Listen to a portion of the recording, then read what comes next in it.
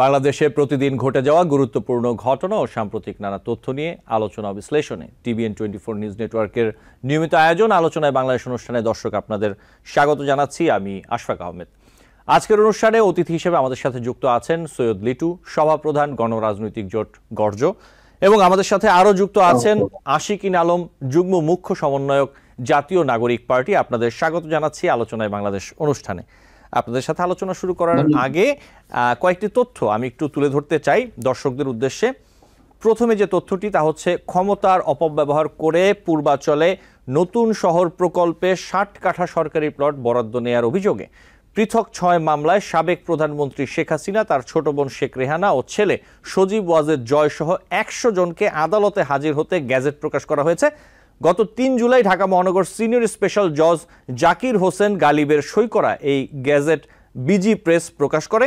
গ্যাজেটে উল্লেখ করা হয়েছে, তফসিল বর্ণিত আসামিদেরকে জানানো যাচ্ছে যে যেহেতু তাদের বিরুদ্ধে গ্রেফতারি পরোয়ানা জারি রহিয়াছে, যেহেতু এই কোর্ট বিশ্বাস করার যুক্তিসঙ্গত কারণ রয়েছে যে তারা গ্রেফতার ও বিচারে সোপর্দকরণ এড়াইবার জন্য আত্মগোপন করিয়াছেন এবং তাহাদের আশু গ্রেফতারের সম্ভাবনা নাই, সেহেতু 1958 সনের ক্রিমিনাল ল অ্যামেন্ডমেন্ট অ্যাক্ট 6 ধারা বিধান অনুসারে তফসিল বর্ণিত মামলায় তাহাদেরকে আগামী ধার্য তারিখের মধ্যে এই কোর্টে হাজির হতে নির্দেশ দেওয়া হইয়াছে, অন্যথায় আপনাদের অনুপস্থিতিতে বিচার কার্য সম্পন্ন করা হবে। আরেকটি তথ্য তা হচ্ছে, বাংলাদেশে বর্তমানে কোনো ধরনের জঙ্গি বা জঙ্গিবাদ নেই বলে জানিয়েছেন স্বরাষ্ট্র ও কৃষি উপদেষ্টা লেফটেন্যান্ট জেনারেল অবসরপ্রাপ্ত মোহাম্মদ জাহাঙ্গীর আলম চৌধুরী। স্বরাষ্ট্র উপদেষ্টা বলেছেন, সকলের সহযোগিতায় জঙ্গিবাদ নির্মূল করা সম্ভব হয়েছে। এক্ষেত্রে মিডিয়া ও আইন শৃঙ্খলা বাহিনী সহ সংশ্লিষ্ট সকলের গুরুত্বপূর্ণ ভূমিকা রয়েছে। এক প্রশ্নের জবাবে তিনি বলেন, বিগত 10 মাসে আপনারা জঙ্গিবাদের কোনো তথ্য দিতে পেরেছেন? যখন ছিল তখন দিয়েছেন, এখন নেই তাই দিতে পারেন না। বাংলাদেশে বর্তমানে কোনো ধরনের জঙ্গিবাদ নেই। মালয়েশিয়ায় বাংলাদেশিদের জঙ্গি ট্যাগ দেয়া ইস্যুতে উপদেষ্টা বলেন, যে 3 জনকে বাংলাদেশে পাঠানো হয়েছে তাদের কেউ জঙ্গি নয়। এ নিয়ে পররাষ্ট্র মন্ত্রণালয় একটি প্রেস রিলিজও দিয়েছে। মূলত তাদের ভিসার মেয়াদ শেষ হয়ে যাওয়ার কারণে 3 জনকে ফেরত পাঠানো হয়েছে। মালয়েশিয়ার পুলিশ প্রধান যে 5 জনকে নিয়ে কথা বলেছেন, সেই 5 জন দেশে আসেনি।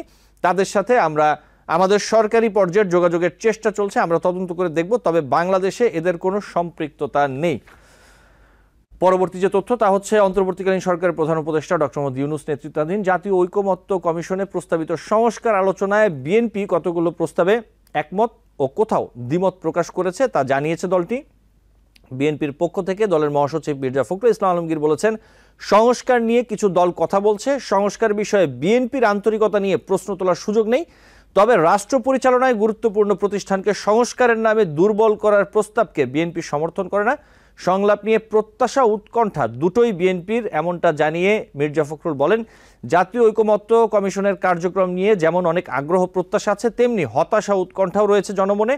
বিএনপির পক্ষ থেকে আমরা যেমন 6টি সংস্কার কমিশনের কার্যক্রম সক্রিয়ভাবে অংশ নিয়েছি, তেমনি ঐকমত্য কমিশনের প্রতিদিনের আলোচনায় আমাদের প্রতিনিধিরা কার্যকরভাবে অংশগ্রহণ করে চলেছেন। সবশেষ আরেকটি তথ্য তা হচ্ছে, জাতীয় নাগরিক পার্টির আহ্বায়ক নাহিদ ইসলাম বলেছেন, চাঁপাইনবাবগঞ্জ দীর্ঘদিন ধরে আঞ্চলিক বৈষম্যের শিকার, শিক্ষা ও চিকিৎসায় বৈষম্যের শিকার। আমরা এমন বাংলাদেশের স্বপ্ন দেখি যে বাংলাদেশে কোনো আঞ্চলিক বৈষম্য থাকবে না। জুলাই গণঅভ্যুত্থান আমাদের একটি ইনসাফ ভিত্তিক রাষ্ট্রের স্বপ্ন দেখায়। নাহিদ বলেন, জুলাই গণঅভ্যুত্থানের বার্তা নিয়ে আমরা আপনাদের কাছে এসেছি, যে বার্তা ইনসাফ ভিত্তিক রাষ্ট্রের স্বপ্ন দেখায়, যে বার্তা একটি বৈষম্যহীন সমাজ বিনির্মাণের স্বপ্ন দেখায়। আমরা সেই বাংলাদেশের স্বপ্ন দেখি। চাঁপাইনবাবগঞ্জে কর্মসংস্থানের কোনো ব্যবস্থা নেই, এলাকার মানুষ দীর্ঘদিন ধরে শিক্ষা চিকিৎসায় বৈষম্যের শিকার হয়ে আছে। এছাড়াও আরও অনেক কথাই বলেছেন নাহিদ ইসলাম। এই ছিল কিছু তথ্য। আমি আলোচনায় চলে যাই। আমি একটু সৈয়দ লিটু আপনার কাছে আসি শুরুতে যে বিষয়টি নিয়ে, সংস্কার নির্বাচন নিয়ে সরকারের সাথে রাজনৈতিক দলগুলোর দফায় দফায় আলোচনা হচ্ছে, আমরা দেখছি। এই বিষয়ে যাব, তার আগে ছোট করে একটু আমি যদি জিজ্ঞেস করি অথবা যদি বলতেন যে গত জুলাই থেকে এবারের জুলাই, যদি 1 বছরের কথা বলি, সাধারণ মানুষের প্রতিদিনের জীবনে কোন জায়গা থেকে কতটা অথবা কি পরিবর্তন এসেছে দেখতে পাচ্ছেন সৈয়দ লিটু? অসংখ্য ধন্যবাদ আপনাকে আশফাক ভাই, সেই সঙ্গে শুভেচ্ছা আমাদের জুলাই আন্দোলনের সাহসী যোদ্ধা আশিকিন ভাইকে। দেখেন, যদি আপনি অগ্রগতির কথা বলেন, সেটা একটা দিক। সেই অগ্রগতির মধ্যে অর্থনৈতিক অগ্রগতি, আপনার সামাজিক অগ্রগতি, এরকম বিভিন্ন অর্থনৈতিক অগ্রগতি, এই বিষয়গুলো থাকবে। আর যদি আপনি মানে বলেন যে আমাদের মানে মানসিক স্বস্তি শান্তির মানে জায়গা, সেই জায়গা এইটা আরেকটা অংশ। যেমন ধরেন, হ্যাঁ, পরিবর্তন তো একটা হয়েছেই। একটা শ্রেণী যারা মানে এই দেশ থেকে রাজনৈতিক ভাবে বিতাড়িত হয়েছে, তারা তো মানে চলে গেছে, তারা খারাপ আছে। আর আমরা যারা এই মানে দুঃশাসন বা সেই মানে অন্যায় শাসনের প্রতিপক্ষ ছিলাম, আমরা কিছু নিঃশ্বাস তো নিতে পারছি। সেদিক থেকে কিছু পরিবর্তন তো নিশ্চয়ই হয়েছে। কিন্তু যে এদেশের যে সাধারণ মানুষ, একেবারেই যারা মানে ছাপোষা মানুষ, অথবা যারা কর্মজীবী মানুষ, যারা দিন আনেন দিন খান, অথবা যারা সাধারণ মানুষ, একেবারেই নিজেরা আয় করেন নিজেরা খান, কোনো কিছুর মধ্যে নেই, তাদের কাছে নিজের আয় আয় করার টাকা দিয়ে কিনে কেটে খেয়ে পরিবারকে নিয়ে একটু সুখে একটা ঘুম দেওয়াটাই যাদের কাছে বড় কথা, সেই শ্রেণীর জন্য আসলে কোনো পরিবর্তন হয়নি, এটা মনে হয় পরিষ্কার করে বলা যায়। কারণ তাদের মানে স্বস্তির জায়গা হচ্ছে যে তারা আগে মানে তাদের যে আয় ছিল, সেই একই আয়ে তারা যতটুকু খেতে পারতেন, যতটুকু পড়তে পারতেন, তার চাইতে আরেকটু ভালো থাকবেন, এই প্রত্যাশা তো তারা করেন। হয় তাদের আয় বাড়বে, না হয় তাদের সেই একই আয়ে তাদের কি বলে দিন ভালো কাটবে, অর্থাৎ তাদের ক্রয় ক্ষমতা বাড়বে। সেই জায়গাতেও তারা আসতে পারেননি। দেখেন, আমি একটা কথা বলি যে আহ, এই যে একটা উদাহরণ উদাহরণ দেওয়ার জন্য এই কথাটা বলছি। আমি সরকারকে মানে খাটো করার জন্য বলছি না। যে দেখেন, এই যে আমরা বলি না যে প্রতিদিন এই যে আমরা বলছি যে মানে বৈদেশিক যে এটা আমাদের রেমিটেন্স, এটা খুব আসছে, অনেক অনেক মানে বৈদেশিক মুদ্রা আসছে, অনেক রেমিটেন্স আসছে, আমরা খুব আনন্দিত হচ্ছি। দেখেন, এটার কারণ কিন্তু মানে একটা বিশেষ একটা কারণ কিন্তু আছে এই আসা, এই মানে অনেক রেমিটেন্স আসার। তার মধ্যে প্রধান কারণটা হচ্ছে এই দেশে যে মানে ওই প্রবাসীদের, আমাদের প্রবাসীদের যে পরিবারটা এই দেশে থাকেন, তাদের অর্থনৈতিক চাহিদা বেড়েছে। চালের দাম বেড়েছে, ডালের দাম বেড়েছে, তেলের দাম বেড়েছে, চিনির দাম বেড়েছে, অর্থাৎ নিত্য প্রয়োজনীয় দ্রব্যের দাম অসহনীয়ভাবে বেড়েছে, কিছু সবজি টবজি বাদ দিলে। তো সেই কারণে এই পরিবারগুলোর খাবারের জন্য, তাদের পরিবারের ব্যয়ভার বহন করবার জন্য ওই প্রবাসীকে, সে কষ্টে থাকলেও তাকে অতিরিক্ত টাকা পাঠাতে হচ্ছে এই পরিবারকে মানে ভালো রাখবার জন্য। তো এই জন্যও কিন্তু এই অর্থটা বেশি আসছে, এটার জন্যও কিন্তু রেমিটেন্স প্রভাব বেড়েছে। হ্যাঁ, তো এই কথাটা কেন বললাম? এই যে যে আমাদের যে মধ্যবিত্ত, নিম্ন মধ্যবিত্ত, দরিদ্র যে শ্রেণী, তাদের যে কোনো মানে অবস্থার উন্নতি হয়নি, মানে সেই জায়গাটা বোঝাবার সৈয়দ জন্য। লিটু, তো সেই হিসাবে আমি যদি আমরা বলতেই পারি জি সামগ্রিক সাধারণ মানুষদের কোনো পরিবর্তন আসেনি জীবনে। তো আমরা এই পরিবর্তনটাকে আর মানে খুব ভালো পরিবর্তন কি না, করে আমি বলি? এই প্রশ্নটি যে আপনাকে করলাম একটি কারণ আছে, আমি আসি এই প্রশ্নটি করার উদ্দেশ্য হচ্ছে আমি আপনাকে একটু জুড়ে দিই ব্যাপারটা। এই যে সংস্কার প্রক্রিয়া আমরা দেখতে পাচ্ছি, যে সংস্কার প্রক্রিয়া চলছে, বিভিন্ন রাজনৈতিক দল সরকারের সাথে ঐকমত্য কমিশনের সাথে বৈঠক করছে। বাংলাদেশের সাধারণ মানুষ, আপনি যাদের কথা বলছিলেন, মধ্যবিত্ত, নিম্ন মধ্যবিত্ত এবং অন্য আরও যারা আছেন, বিভিন্ন শ্রেণী পেশার মানুষ যারা আছেন, তাদের যে মৌলিক চাওয়া পাওয়ার যে বিষয়গুলো, তারা তো আসলে সংখ্যানুপাতিক নির্বাচন হবে নাকি আপনার দ্বিকক্ষ বিশিষ্ট পার্লামেন্ট হবে সেটি পরের বিষয়।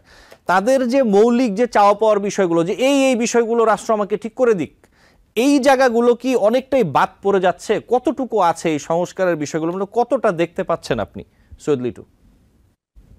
আচ্ছা, আচ্ছা, দেখেন, এই জায়গাটাতে আমার পরিষ্কার একটা বক্তব্য আছে। সেটা হলো এই যে সংস্কারটা, এই সংস্কারটা সাধারণ মানুষকে একেবারেই ছুঁচ্ছে না, তাদের প্রয়োজনের জায়গাকে একেবারেই মানে স্পর্শ করছে না। এই অর্থে করছে না যে একটি সরকারের, একটি অনৈতিক সরকারের, একটি অন্যায্য সরকারের, একটি মানে খারাপ সরকারকে পরিবর্তনের মধ্য দিয়ে সাধারণ মানুষ তো চেয়েছিল যে সেই সময় যে অন্যায়গুলো হতো, সেই অন্যায়গুলোই হবে না। তো মানে সংস্কার বলতে কিন্তু আমরা সামগ্রিকভাবে সব সাধারণ মানুষ এটাই বুঝি যে সরকার পরিবর্তনের সঙ্গে সঙ্গে নতুন যে সরকার থাকবে, সেই সরকারের আমলে মানে পূর্ববর্তী মানে অন্যান্য সরকারের আমলে হয়ে যাওয়া কোনো অন্যায় হবে না। অর্থাৎ এই অন্তর্বর্তী সরকারটির আমলে যদি কোনো মানে দুর্নীতি না হতো, যদি কোনো দ্রব্যমূল্যের মানে অস্বাভাবিক ঊর্ধ্বগতি না হতো, অর্থাৎ সামাজিক ন্যায় বিচার যদি প্রতিষ্ঠিত হতো, সুশাসন যদি প্রতিষ্ঠিত হতো এবং প্রতিষ্ঠিত থাকতো, তাহলে কি হতো, এই সরকার তারপর যদি বলতেন যে যেহেতু আমরা সুশাসন নিশ্চিত করেছি, যেহেতু আমরা সুবিচার নিশ্চিত করেছি, যেহেতু আমরা সামাজিক ন্যায় বিচার প্রতিষ্ঠিত করতে পেরেছি, সুতরাং আমরা এখন ক্ষমতা ছাড়বার আগে আমরা এমন কিছু নিয়ম, কিছু আইন প্রতিষ্ঠিত করে যেতে চাই, যে আইন এবং মানে নিয়মের মধ্যে থেকে সব আমরা চলে যাবার পরেও, এই সরকার চলে যাবার পরেও পরবর্তী সরকারের আমলেও এরকম শান্তি বিরাজ করবে, এরকম সুশাসনী বিরাজ করবে, এরকম ন্যায় বিচারী বিরাজ করবে। সেইটা যদি হতো, তাহলে এই সংস্কার সাধারণ মানুষকে ছুতো। সেই সাধারণ মানুষ তখন মনে করতো, হ্যাঁ, এরকম একটি অবস্থা তো আমরা আগামীতেও চাই, সব সময়ের জন্য চাই। সুতরাং এখন এমন কিছু নিয়ম কানুন আইন হওয়া দরকার, যাতে করে এরকম একটা সুন্দর পরিবেশ, এরকম একটি সুশাসন পরবর্তী সময়েও এই দেশে বিরাজ করবে। তো সেটা তো হয়নি। মানে এখন কি হচ্ছে, ক্ষমতা থেকে চলে যাবার পর আগে আপনি কিছু নিয়ম কানুন করে যাবেন, তাতে মানে তার এরকম আইন তো পূর্বে অনেক হয়েছে, সাধারণ মানুষ তো সেই আইনের দ্বারা কোনো সুফল কখনো পায়নি। তো এখনো সাধারণ মানুষ এটাই ভাবছে যে যেহেতু সুশাসন প্রতিষ্ঠিত হয় নাই, পরে কি হবে না হবে, তার জন্য কি আইন, সেই আইনগুলোর বাস্তবায়ন কি হবে, সেগুলো নিয়ে সাধারণ মানুষের আসলে সত্যিই কোনো মাথা ব্যথা নাই। জি তারা যদি সুশাসন দেখতে পারতো এই সময়, তাহলে তারা ভাবতো যে এই সুশাসনটা কন্টিনিউ করবার জন্য তারা যে আইন করছে সেটা আমাদের খুব জি দরকার। সৈয়দ লিটু, ধন্যবাদ। আসবো আপনার কাছে আবারও। আশিকিন আলম, একই বিষয়ে আপনি কিভাবে দেখেন বিষয়গুলো? জি, আমি প্রথমে ধন্যবাদ জানাতে চাই আজকের এই প্রোগ্রাম ইনভাইট করার জন্য, এবং যারা আমাদের এই প্রোগ্রামটা দেখছেন সবাইকে ধন্যবাদ জানাচ্ছি। এবং বিশেষভাবে আমাদের জুলাই মাস চলমান আছে, আমাদের জুলাই বিপ্লবের যারা শহীদ পরিবার আছেন তাদের প্রতি সমবেদনা জানাচ্ছি, এবং যারা আহত আছেন তাদের প্রতিও শ্রদ্ধা এবং সমবেদনা জানাচ্ছি আজকের এই প্রোগ্রাম থেকে। ভাই যেটা বলছিলেন যে বাংলাদেশে আসলে বর্তমানে এই সরকারের সময় আসলে সাধারণ মানুষের কি পরিবর্তন হয়েছে বা তাদের আসলে কি সুযোগ সুবিধা পাচ্ছে, তো এই জায়গাটাতে আসার আগে যদি একটু পেছনে যাই, যে গত 16 বছর আহ দেশে আসলে যে পরিমাণ দুর্নীতি লুটপাট হয়েছে। আমি একজন এক্স কর্পোরেট ব্যাংকার, সো আমরা সরাসরি দেখেছি যে ব্যাংক থেকে কিভাবে নামে বেনামে বিভিন্ন ব্যবসায়িক গ্রুপ গুলা টাকা বের করেছে, সরকারের বিভিন্ন উন্নয়নমূলক কর্মকাণ্ডে সেই লুটপাটের টাকা ব্যবহার হয়েছে, দেশ থেকে টাকা পাচার হয়েছে। এবং একটা সময় এসে দেখেছি যে অর্থনীতিতে আসলে একটা তলাবিহীন ঝুড়িতে পরিণত হয়েছিল বাংলাদেশ। আমাদের রিজার্ভ প্রায় একদম 10 বিলিয়নের কাছাকাছি চলে এসেছিল। কিছুদিন আগে আমি একটা পত্রিকার নিউজে দেখলাম আমাদের রিজার্ভ প্রায় এখন 30 বিলিয়নের কাছাকাছি আমাদের পৌঁছেছে, যেটা কিন্তু এরকম একটা বিপ্লব উত্তর একটা দেশে এটা কিন্তু অসম্ভব একটা আপনার কামব্যাক একটা দেশের জন্য আমি যদি বলি। তো এটা কিন্তু সরকার এক প্রকারের সফলতা, এবং ব্যাংক থেকে কিন্তু এখন ব্যবসায়ীরা, ক্ষুদ্র ব্যবসায়ীরা সহ ব্যবসায়ীরা কিন্তু লোন পাচ্ছে এবং তারা এলসি ওপেন করতে পারছে। এটা কিন্তু জাস্ট 1 বছর আগেও চিত্রটা কিন্তু অনেক ভিন্ন ছিল। তো আমি বলবো অর্থনীতিতে কিন্তু একটা বড় রকমের আমাদের কামব্যাক করার একটা চেষ্টা কিন্তু চলমান আছে। আর যদি আমি বলি যে দীর্ঘ সময় ফ্যাসিবাদী শাসন কাঠামোর কারণে মানুষ কিন্তু কথা বলার তার সেই স্বাধীনতা ছিল না। একটা মানুষ কিন্তু, বাঙালি জাতি কিন্তু আমরা আসলে চাই কি, মন খুলে বাঁচতে চাই, আমরা আমাদের অধিকারটা প্রকাশ করতে চাই। আমরা দেখেছি গত 1 বছরে দেশে প্রায় 300-র উপরে আমাদের বিভিন্ন আন্দোলন হয়েছে। মানুষ তার দাবি দাবিগুলো সরকারের কাছে প্রকাশ করতে পারছে, এবং সেই দাবির কিছু যৌক্তিক দাবি পূরণ হয়েছে। এই যে একটা মানুষের প্রত্যাশার জায়গা, যে আমরা আমাদের দাবিগুলো বা আমাদের চাওয়া পাওয়া গুলো আমাদের সরকারের কাছে আমরা প্রকাশ করতে পারছি, তুলে ধরতে পারছি, এটাও কিন্তু মানুষের এক ধরনের প্রাপ্তি। পূরণ হওয়া বা না হওয়াটা কিন্তু অনেক পরে বিষয়, হয়তো সকলে লজিক্যাল হয় না। তো আমি যদি বলি মত প্রকাশের যে স্বাধীনতা, এটা কিন্তু বড় রকমের একটা অনন্য উদাহরণ হয়ে যাবে, থাকবে বাংলাদেশের জন্য। এটা যে কোনো সরকারের একটা অনুসরণীয় দৃষ্টান্ত বলবো আমি, যে সবাই এখন মত প্রকাশ করতে পারছে। আপনারা যদি দেখেন সোশ্যাল মিডিয়াতে যারা বিরোধী মত বা যারা আগে পলাতক, যে স্বৈরাচারের যারা সুবিধাভোগী ছিল, তারাও কিন্তু তাদের মত প্রকাশ করতে পারছে। কাউকে কিন্তু সেই কারণে গুম করা হচ্ছে না, খুন করা হচ্ছে না, বা কাউকে অ্যারেস্ট করা হচ্ছে না শুধু মত প্রকাশ করার কারণে। So that's a very good evidence যে এটা আসলে একটা সরকারের খুব ভালো একটা জায়গা আমি বলবো। আর একটা সরকার আসলে ব্যর্থতা তো সফলতা ব্যর্থতা মিলিয়ে আসলে একটা সরকার হয়। আর এখন ইন্টারিম গভর্নমেন্ট আসলে সে একটা অনেক বহুমুখী চ্যালেঞ্জের মধ্যে কাজ করছে। যেটা আমি শুরুতেই বললাম, অনেকগুলো আন্দোলন ছিল, দেশে বিদেশে বিভিন্ন তার উপরে চাপ ছিল। তো এই চাপগুলো মোকাবেলা করে এবং পলাতক সরকারের বিভিন্ন রকম তাদের ষড়যন্ত্রের মাধ্যমে আসলে সরকারকে ব্যর্থ করার অনেক চেষ্টাও ছিল। সেই জায়গায় দাঁড়িয়ে আমি বলবো যে সরকার আসলে চেষ্টা করছে, আন্তরিকতার ঘাটতি নেই, জনগণকে ভালো রাখার জন্য কাজ করে যাচ্ছে। অনেক ক্ষেত্রে ব্যর্থ, তবে আমি মনে করি যে মোটা দাগে বলতে গেলে তারা তাদের আন্তরিকতার জায়গা থেকে তারা স্বচ্ছ আছে এবং কাজ করছে। জি আর সংস্কারের ক্ষেত্রে আমি বলবো যে সংস্কারের জায়গাটাতে যদি আসি, যে সংস্কারের জন্য তো সরকার আসলে একা সংস্কারের আহ, উদ্যোগ নিয়ে সংস্কার আসলে বাস্তবায়ন করা সম্ভব নয়। সবগুলো পলিটিক্যাল পার্টি এবং যারা সিভিল সোসাইটি মানুষ আছে তাদের আসলে ঐক্যমত একটা জায়গায় আসতে হবে। সেই জায়গাটাতে আমরা দেখেছি যে বিভিন্ন প্রস্তাবনা জায়গাতে বিএনপির অবজেকশন আছে, তারপর আছে অন্যান্য দল, যে ছোট ছোট দলগুলো অনেকগুলো জিনিস চাচ্ছে। যেমন ফর এক্সাম্পল যদি আমি বলি যে আমরা ন্যাশনাল কনস্টিটিউয়েন্ট কাউন্সিল চাচ্ছি, তারপর নতুন সংবিধান চাচ্ছি। তো এই বেসিক জায়গাগুলোতে আসলে কিন্তু সংস্কারের এখনো অগ্রগতি সেইভাবে দৃশ্যমান হয় নাই। 1 বছর পেরিয়ে গেছে আমাদের জুলাই, আমাদের যে গণ অভ্যুত্থান, যে জনগণের যে প্রত্যাশা ছিল, আমরা সোশ্যাল মিডিয়া সহ বিভিন্ন জায়গায় আমরা দেখি যে আমরা মানুষ জুলাই গণ অভ্যুত্থানের সেই সম্মুখ সারির যোদ্ধা সহ যারা রাজপথে নেমে এসেছিল, সবারই প্রত্যাশা ছিল যে আমাদের জুলাই আসার পূর্বে আমরা একটা জুলাই সনদ আমরা পাবো, কিন্তু সেটা কিন্তু আমরা এখনো পাইনি। তো সেই জায়গাটাতে আসলে ডিবেট আছে এখানে আসলে। যদি আমি শুরুতেই একদম কারো কারো উপরে হচ্ছে একদম আমি করতে চাই না, তো আমি বলবো যে এই জায়গাগুলোতে আসলে ঐক্যমতের দরকার। দেশ সামনে এগিয়ে যাবে তখনই যখন সবার ঐক্যমত আসবে। আমরা সবাই আসলে দেশের ভালো চাইবো, জনগণের ভালো চাইবো, তখনই আসলে দেশের ভালো হবে, সমাজ হবে। জি, এই জায়গাটাতে আশিকিন আলম, যেটি এই যে সংস্কার নিয়ে আলোচনা চলছে, আমরা যদি একটু দেখি যে অভ্যুত্থানের পর প্রত্যেকটি রাজনৈতিক দল কিন্তু আসলে তার তার নিজস্ব এজেন্ডায় অথবা তার যে স্বার্থ সংশ্লিষ্ট বিষয় রয়েছে সেই বিষয়গুলো নিয়ে বেশি ভাবছে, এমনটাই হচ্ছে আমরা দেখতে পাচ্ছি। এই যে সংস্কার নিয়ে ঐক্যমত্যে পৌঁছানোর ব্যাপারে যে আমরা দেখতে পাচ্ছি দীর্ঘায়িত হচ্ছে অথবা যে সময় লাগছে যদি বলি, এইটা কি আসলে এই কারণেই হচ্ছে, এই কারণে কি ব্যাহত হচ্ছে আসলে বিষয়টি, মানে সবাই একটি জায়গায় পৌঁছাতে না পারার যে কারণ আপনি কি দেখেন আসলে এর বাইরে, আশিকিন আলম? আসলে আমি আমি যেটা আমি দেখুন, আসলে বাংলাদেশের একটা প্রায় 53 বছর হয়েছে আমাদের দেশ স্বাধীন হয়েছে। আমি একজন যোদ্ধাহত মুক্তিযোদ্ধার সন্তান। আমরা সবসময় ছোটবেলা থেকে শুনে এসেছি যে বাবারা মুক্তিযুদ্ধ করেছিল আসলে দেশের একটা পরিবর্তনের জন্য, যেন দেশের সাধারণ মানুষ থেকে শুরু করে আপনার ক্ষমতা কাঠামোর কেন্দ্রবিন্দুতে যারা থাকবে সবাই যেন একটা ইকুয়াল জাস্টিস হয় সবার উপর। দেশে যেন একটা আপনার আহ সমতা থাকে, আপনার হচ্ছে ন্যায় ভিত্তিক একটা রাষ্ট্র প্রতিষ্ঠিত হয়। কিন্তু আমরা সেটা 53 বছরে আমাদের মতো তরুণ প্রজন্ম কিন্তু দেখিনি। আমাদের প্রত্যাশা কিন্তু পূরণ হয়নি। তো ঠিক এই জায়গায় দাঁড়িয়ে যখন আমাদের সংস্কারের আলাপগুলো চলছে, ঠিক সেই সময় আমরা একটি পক্ষকে দেখছি যে তারা পুরাতন কাঠামোকে ধরে রেখে, পুরাতন কাঠামোকে আঁকড়ে রেখে তারা আসলে সামনে আগাতে চায়। তা আমরা তো তরুণরা বলেছি যে আমরা আসলে একটি পরিবর্তন চাই, নতুন বাংলাদেশ বিনির্মাণ করতে চাই। তো এখানে কিন্তু একটা ফান্ডামেন্টাল জায়গাতে কিন্তু আমাদের সাথে যারা আমাদের এই ঐক্যমত্য কমিশনে যারা আছে, আলোচনায় আছে, তাদের কিন্তু পার্থক্য দেখা যাচ্ছে। তো আমরা বলবো যে তরুণদের এই আহ প্রত্যাশা, তরুণদের এই যে চিন্তার জায়গাটাতে আসলে আমাদের যারা অন্যান্য রাজনৈতিক ব্যক্তিবর্গ আছে তাদের আসলে বুঝে আমার মনে হয় কিছু ঘাটতি আছে। তারা আসলে তাদের চাওয়া পাওয়া বা প্রত্যাশার জায়গাটা আসলে বুঝতে ব্যর্থ হয়েছে। তো এই কারণে আমার মনে হয় যে এখানে একটা গ্যাপ তৈরি হচ্ছে আসলে।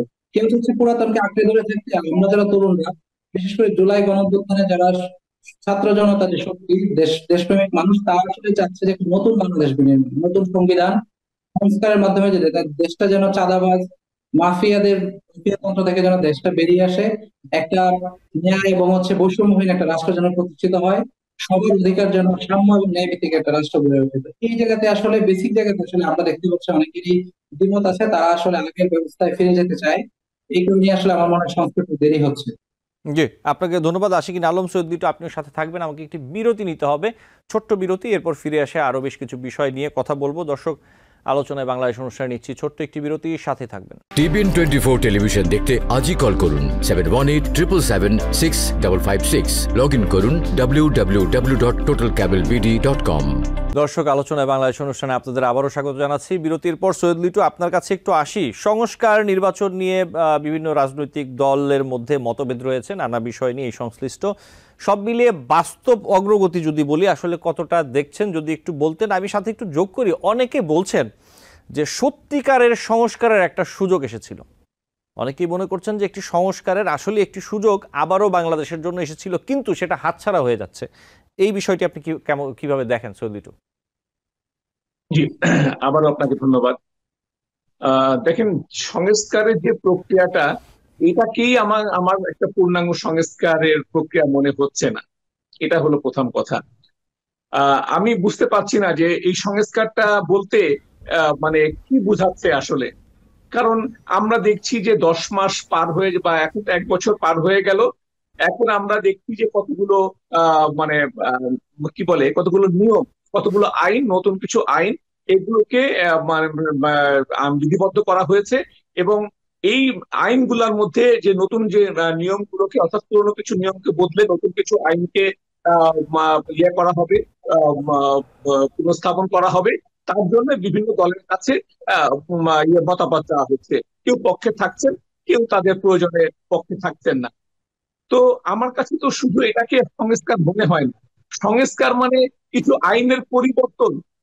এই সংস্কারের এই সংজ্ঞাটার মধ্যেই তো আমি আসলে মানে যেতে পারছি না কোনোভাবেই। সংস্কার তো পরিবর্তন। তো সেই পরিবর্তনটা কি হলো আসলে? মানে আমাদের আচরণে তো কোনো পরিবর্তন হলো না। আমাদের আচরণ বলতে কি, সরকারের যে মানুষগুলা থাকেন, সেই সরকারের মানুষগুলো অন্যায় ব্যবহার করবেন না। তাদের মানে আচরণে ইয়ে মানে কি বলে, দেশপ্রেম থাকবে। তারা তাদের ক্ষমতার অপব্যবহার করবেন না। এইগুলো তো মানে এই সংস্কারের জন্য তো শুধু আইনের দরকার নেই।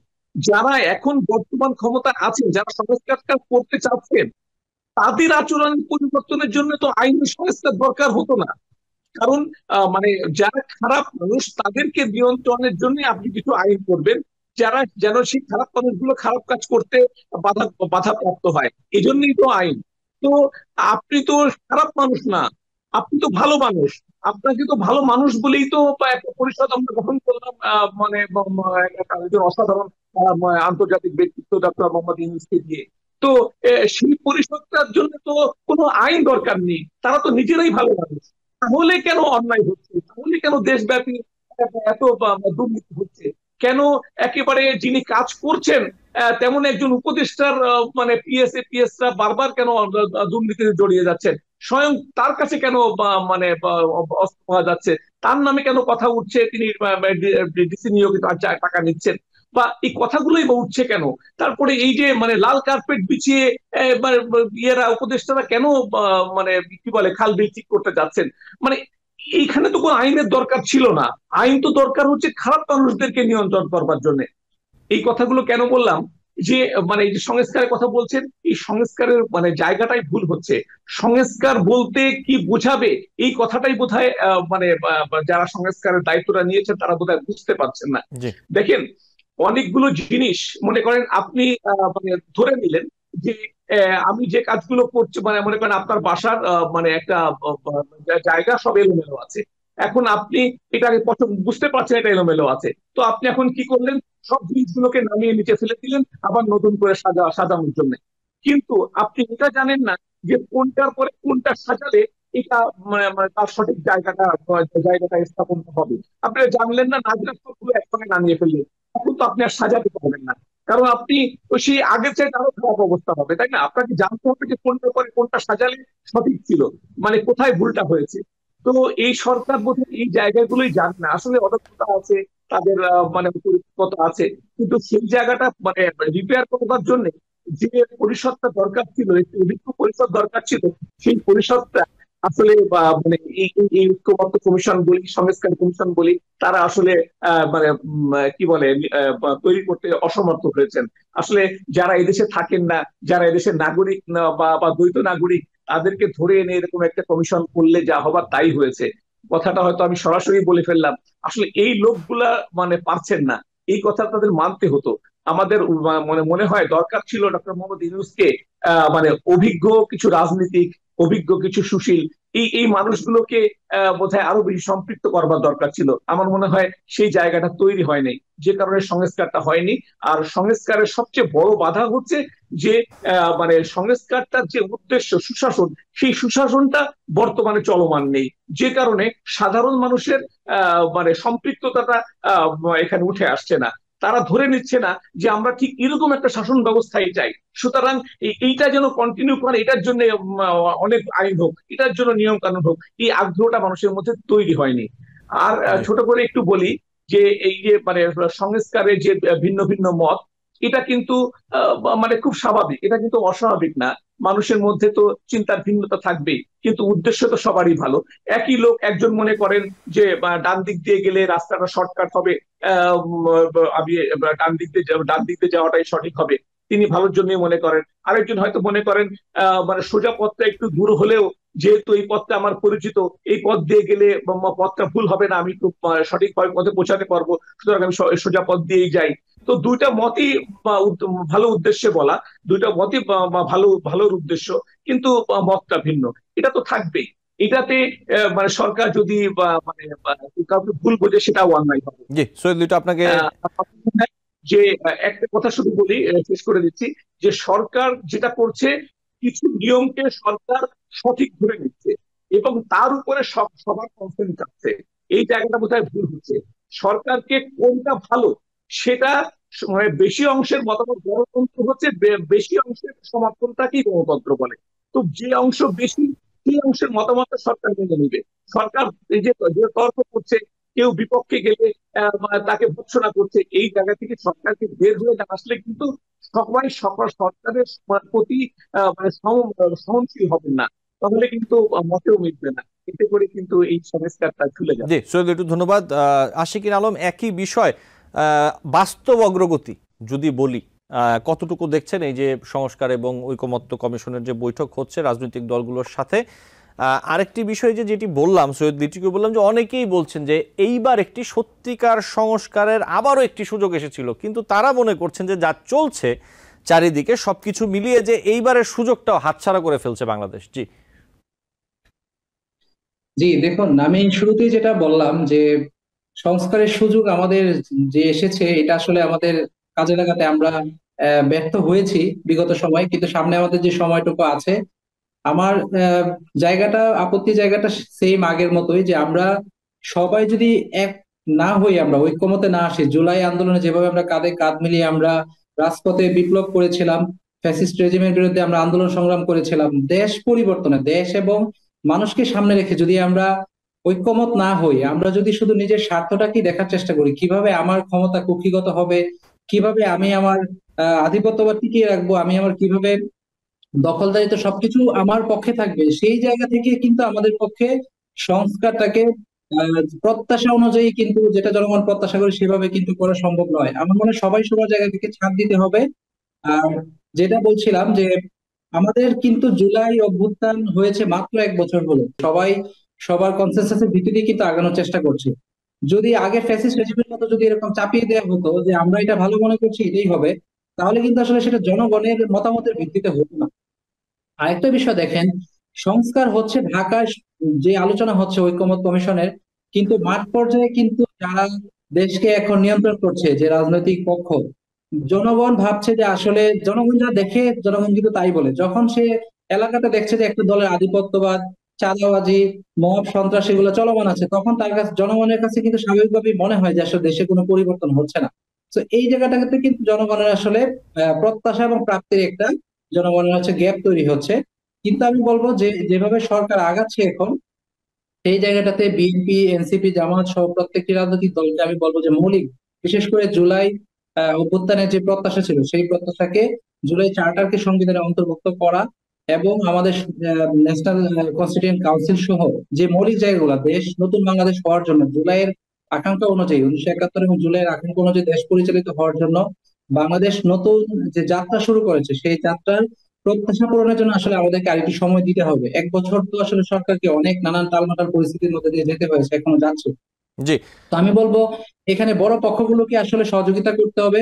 বড় পক্ষগুলোকে শুধু নিজের জায়গাটুকু এনশিওর করার, আমি আমার দলকেও বলবো যে আমার দলও যদি এরকম হয় যে দেশের স্বার্থে, মানুষের স্বার্থে যদি নিজের জায়গা থেকে ছাড় দিতে হয়, স্যাক্রিফাইস করতে হয়, অন্যের লজিক যদি ভালো হয়, তাহলে আসলে আমাকে সেই জায়গা থেকে তার সাথে হ্যান্ডশেক করতে হবে এবং দেশের সাথে আমাদেরকে সবাইকে ঐক্যবদ্ধ থাকতে হবে। আশিকিন তাহলে আসলে পরিবর্তন আসা সম্ভব। আশিকিন আলম, আপনি যেই কথাগুলো বলছেন এই জায়গা থেকে একটু আসি।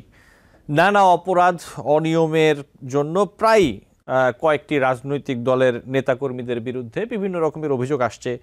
এটা হতে পারে চাঁদাবাজি, হতে পারে অন্য কিছু, এবং আমরা দেখছি যে রাজনৈতিক দলগুলো তারা শোকজ করছে, বহিষ্কার করছে, কারণ দর্শানোর নোটিশ দিচ্ছে, নানা রকমের করছে। কিন্তু এই যে দলীয় শাস্তি, যদি আশিকিন আলম একটু আসি আপনাদের কাছে, মনে করেন আপনার রাজনৈতিক দলে কয়েকজনকে কারণ দর্শানোর নোটিশ দেওয়া হয়েছে, এই যে দলীয় শাস্তি, এটা আসলে কতটা কার্যকর হয়, নাকি এগুলো লোক দেখানো?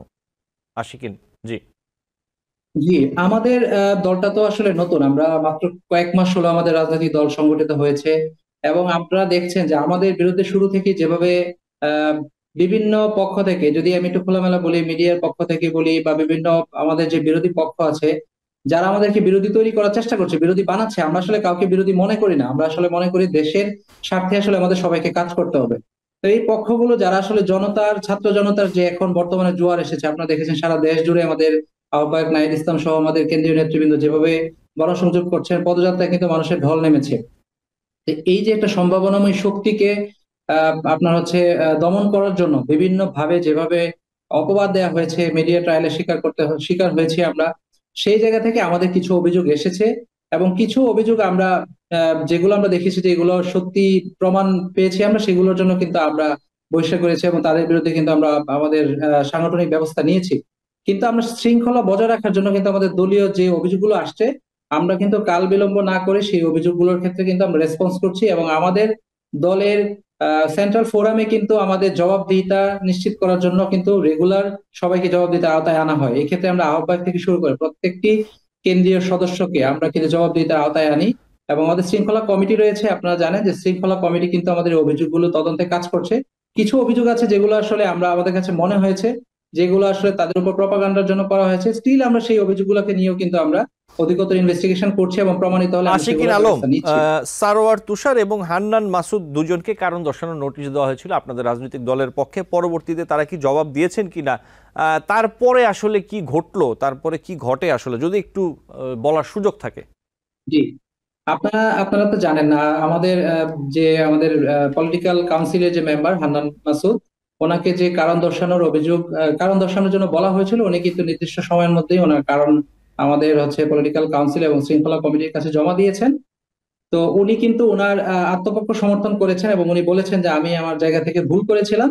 তো উনি ওনার ভুল স্বীকার করে উনি এবং পরবর্তীতে এই ধরনের ভুল আর করবেন না বলে উনি দলের শৃঙ্খলা কমিটি এবং পলিটিক্যাল কাউন্সিলের কাছে উনি কমিটমেন্ট দিয়েছেন।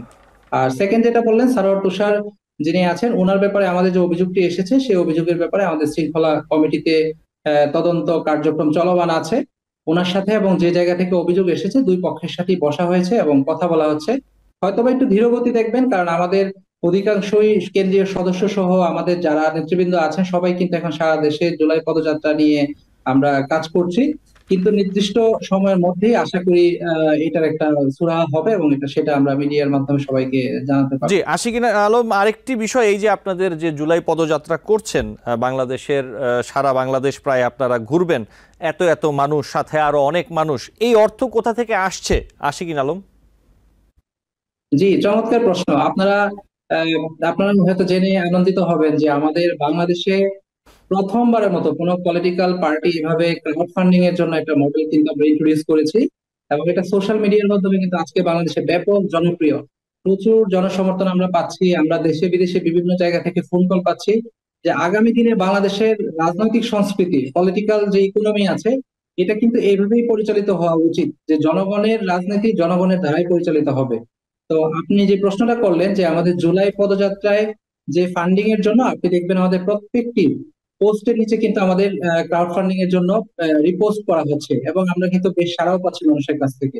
মানুষ কিন্তু নিজ আগ্রহেই আমাদের এই কার্যক্রমে জড়িত হচ্ছে, তারা ফান্ডিং করছে, আমি নিজেও দিচ্ছি এবং আমি আমার পরিবারকে বলছি দেওয়ার জন্য। ঠিক একইভাবে আমাদের কেন্দ্রীয় যারা সদস্যরা আছেন তারা আমরা নির্দিষ্ট একটা অর্থ আমরা কিন্তু প্রতি মাসে দিই এবং এককালীন আমরা টাকাও দিই যখন প্রয়োজন হয় দলের।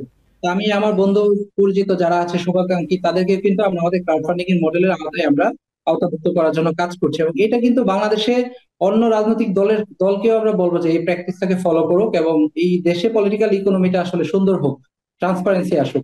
জি, ধন্যবাদ আপনাকে। সৈয়দ লিটু, যেই প্রশ্নটি আশিকিন আলমকে করেছিলাম, আপনার কাছে একটু আসি।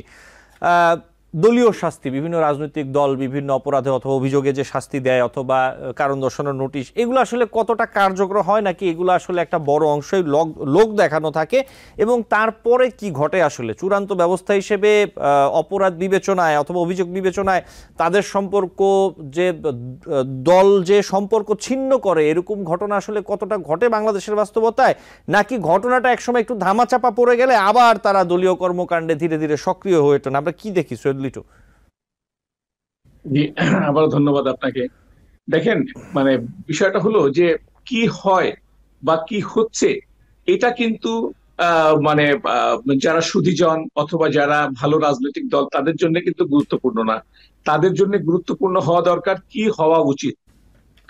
তো এই যে বিচার, মানে আপনি যে এই যে মানে দলীয় শৃঙ্খলা ভঙ্গ অথবা রাষ্ট্রের মানে ক্ষতি অথবা অন্যায় দুর্নীতিতে যখন জড়িয়ে যায় কোনো দলীয় নেতারা বিশেষত, তো কর্মীদের ক্ষেত্রে সমর্থকদের ক্ষেত্রে হয়তো সত্যিই ব্যবস্থা নেওয়া হয়, কিন্তু নেতাদের ক্ষেত্রে নেওয়া হয় না। তার কারণ হচ্ছে আমাদের সংস্কৃতিরা এইভাবে মানে দাঁড় করিয়ে ফেলেছেন, যেহেতু অধিকাংশ রাজনৈতিক দলগুলো মানে অর্থনৈতিক মানে ইয়ের জন্য, অর্থনৈতিক প্রয়োজনে বেশি শক্তিশালী এবং মানে দুষ্কৃতকারীদেরকে গুরুত্ব দেন দলে, সেহেতু তারা মনে করেন যে দুইটা ক্ষতি তাদের হবে যদি এই মানে এই তাদের দলীয় কোনো নেতার অন্যায় অপকর্মের জন্য যদি কোনো ব্যবস্থা নেয়, তাদের দুটো ক্ষতি হবে।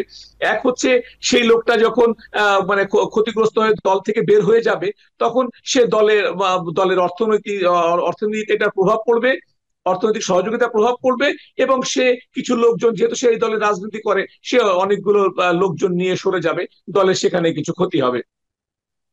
তো আরেকটা ক্ষতি চিন্তা করে তারা, যে যখনই এটা আমরা সেই লোকটাকে বের করে দিলাম বা কোনো একটা ব্যবস্থা নিলাম, তার মানে দাঁড়ালো যে আমরা দল থেকে স্বীকার করে নিলাম যে সেই লোকটা আসলে অন্যায় করেছে। তো এই ক্ষতি এই স্বীকার করে নিলেই সাথে সাথে প্রতিপক্ষ দল তো এটা সুযোগ নিবে, তারা তো তখন বলে বেড়াবে যে হ্যাঁ, তোমাদের অমুক নেতা তো অন্যায় করেছিল, যার জন্য তাকে বহিষ্কার করতে হয়েছে। তো এই জায়গা দুটোর কারণে দলগুলো ব্যবস্থাগুলো নেয় না। কিন্তু আমরা তো সেই পরিবর্তনটাই চাচ্ছিলাম, সেই মানসিক দৃঢ়তা সম্পন্ন, সেই রকম মানে মনোবল সম্পন্ন কিছু নেতৃত্বই তো আমরা চাচ্ছিলাম, যেটা আমরা ভাবছিলাম হয়তো পেয়ে যাচ্ছি, কিন্তু পেতেও আমাদের পাওয়া হলো না। সেই একই রাজনীতি আবার আমাদের মানে ঘাড়ে এসে চাপলো, সেই মানে নিজেকে নিরাপদ করবার, সেই দলের লোককে নিরাপদ করে অন্যের ঘাড়ের উপরে দোষটা চাপিয়ে দিয়ে নিজের পক্ষকে নিরাপদ করবার সেই রাজনীতিটাই আমরা আবার আসলে নতুনদের মধ্যেও দেখছি। এটা খুব দুঃখজনক। জি সৈয়দ লিটু, আপনাকে দেখেন। জি বলুন। জি জি আমার দেখেন যে আসলে হয় কি, মানে রাজনীতি মানে এই যে মানে নৈতিক স্খলনটা, এইটাই কিন্তু আসলে সবচেয়ে বড় একটা সুযোগ ছিল আমাদের জন্য। আমাদের এই যে বড় রাজনৈতিক দলগুলো, এই যে আওয়ামী লীগ, বিএনপি, এই যে মানে তারপর জামাতও ক্ষমতায় ছিল বিএনপির সঙ্গে ঐক্যবদ্ধভাবে, সেই হিসাবে সেই বিচারে জামাতকেও এবং জাতীয় পার্টিও আওয়ামী লীগের সঙ্গে ক্ষমতার অংশীদার ছিল। সব মিলে এই যে চারটা বড় বড় দল, এই দলকে কিন্তু এদেশের মানুষ ভালোভাবে নেয়নি। তাদের কার্যক্রম কিন্তু মানে জনগণের মনে প্রচন্ড ক্ষোভ আছে তাদের মধ্যে। হ্যাঁ, তারা কিন্তু এই দলের নেতাদেরকে মানে ভালো মানুষ মনে করেন না। তো এইটা কিন্তু একটা সুযোগ ছিল নতুন যারা রাজনীতিতে এসছেন, আমি সরাসরি এই এনসিপির কথাই বলবো, এবং এছাড়া আরো কিছু নতুন রাজনৈতিক দল এসছেন, যারা আবার ছোট কিছু দল আছে যারা আগুন দিন থেকেই রাজনীতি করছেন, তাদের জন্য কিন্তু চমৎকার একটা সুযোগ ছিল। কারণ সাধারণ মানুষ কিন্তু অনেকটা নিরুপায় হয়েই এই বড় চারটা দলের সঙ্গে থাকেন। তারা কিন্তু চারটা দলকে পছন্দ করছেন না, মন থেকে তারা কিন্তু তাদেরকে আপন ভাবেন না, মন থেকে তাদেরকে কিন্তু মানে তাদের নিজেদের মানুষ ভাবেন না। এই সুযোগটা কিন্তু এই নতুন দলগুলো নিতে পারতো। তারা কিন্তু তাদের মানে শক্তি, তাদের সত্যের শক্তি, তাদের মানে অন্যায়কে অগ্রাহ্য করবার করে টিকে থাকবার শক্তি, দৃঢ়তা, এইটা যদি দেখাতে পারতো, তাহলে কিন্তু দ্রুতই এই দলগুলো ওই বড় দলগুলো সমানে চলে যেতে পারতো, অথবা ওই বড় দলগুলোর চেয়ে বড় হয়ে যেতে পারতো। কিন্তু এই ধৈর্যটা তারা ধরতে পারলেন না। আমাদের সময় আজকে শেষ। এটা খুব কষ্টের। আপনাকে অনেক ধন্যবাদ। নিশ্চয়ই আপনার সাথে আবার অন্যদিন কথা হবে। আশিকিন আলম, আপনাকে আন্তরিকভাবে ধন্যবাদ জানাচ্ছি আজকে যুক্ত হওয়ার জন্য এবং সময় দেওয়ার জন্য। নিশ্চয়ই আপনার সাথে আবারও কথা হবে। আমাদের দর্শক আপনাদের মূল্যবান মতামত শুনতে পারবেন। ভালো থাকবেন আপনারা। দর্শক, আলোচনায় বাংলাদেশ অনুষ্ঠানে আজ এই পর্যন্তই। পরবর্তী অনুষ্ঠান দেখার আমন্ত্রণ জানিয়ে বিদায় নিচ্ছি।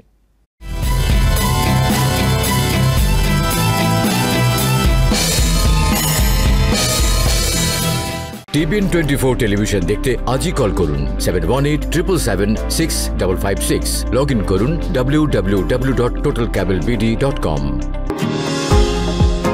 নিউ ইয়র্ক থেকে সম্প্রচারিত TBN 24 টেলিভিশন বিশ্বজুড়ে বাঙালির কণ্ঠস্বর।